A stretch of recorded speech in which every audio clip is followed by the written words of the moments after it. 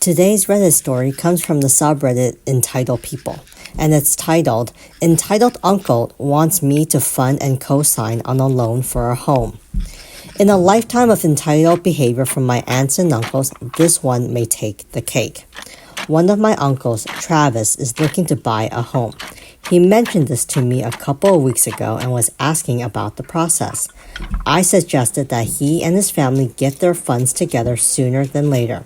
By this, I meant getting the money he is owed by my other two uncles, Randy and George. Figured they may have some other question once they get more into the process and do not think any more of it.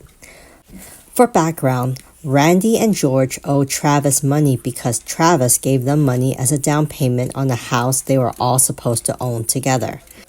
Travis and Randy's family were supposed to live there, which they did for a time.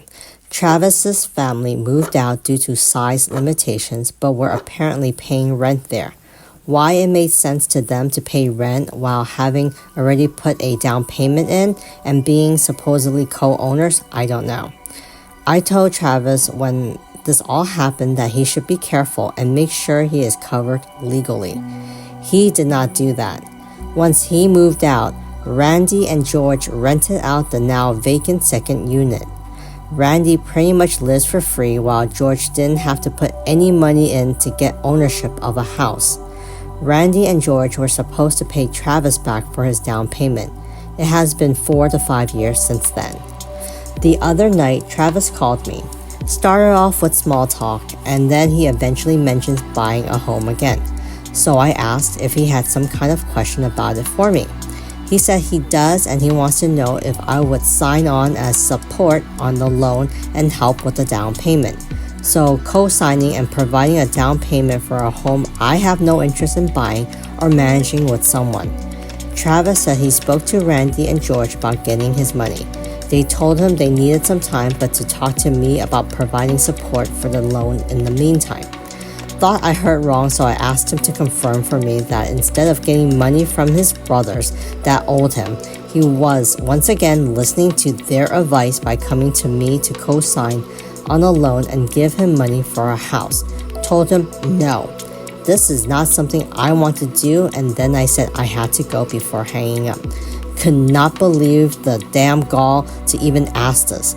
Just reinforces why I continue to keep my distance with certain family members. Wow, OP's Uncle Travis has the nerve to ask OP for money for a down payment when he needs to get that money from his brothers who really owe him the money. I mean, it's just so ridiculous, this whole situation. But let's see what the comment section have to say. First commenter says, that's a good example of why I won't do business with family. Unbelievable that you were asked to fund his house simply because he won't get his finances and legal situation with the other house in order. Hope he pops his head out and gets a good lawyer. Another commenter says, move away and have nothing to do with them. OP responds, sometimes that doesn't seem like the worst idea. Easy enough to just say no though, instead of uprooting my family. Another commenter says, the other guys have shafted him badly. He knows it, but he still needs a place to live. Don't hold it against him for asking you for help. It was probably not meant with ill intent. He will move on. You will see him at weddings or other family events, and he will make small talk. That's life. OP responds by saying he has a place to live. He's been in a nice apartment in a great location since he moved out of the house 4 to 5 years ago. He wants more space because he is getting his kids married, and our culture tends to have multi-generational homes. Not going to hold it against him as it won't change our relationship from what it is now. Also not going to say yes to his ask. I just feel like this whole situation is just a hot mess. What do you guys think of this whole thing? Let me know in the comments section. And if you like these types of stories, remember to continue to like and subscribe. I'll talk to you guys later.